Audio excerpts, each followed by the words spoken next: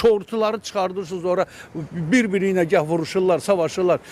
Biri meydan oxuyurlar, villaları ilə, meydan oxuyurlar maşınların bahalısı ilə, meydan oxuyurlar maşınların nömrəsinin bahalısı ilə.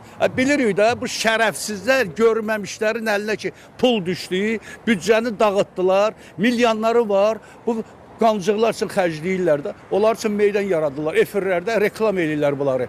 Bunları gərək nəzarət lazımdır. Sovetin vaxtında belə küçə adamların ekrana bıraxarlardı. Qətiyyən mümkün deyildi, mümkün. Senzura var idi, baxırdı, senzura nə idi? Ləyaqətli adamları, təmiz adamları, yəni millətə, xalqa xeyir verən, onların problemini həll edən insanları dəvət eləyirlərdi.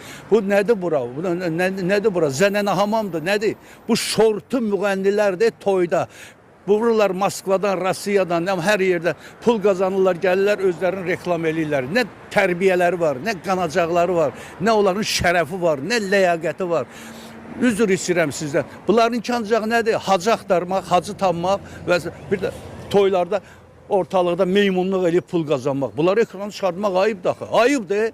1000 dəfə deyirəm ayıbdır. Ayıb olsun. Ayıb olsun.